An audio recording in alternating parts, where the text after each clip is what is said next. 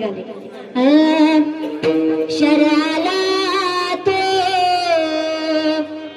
धावून आला कार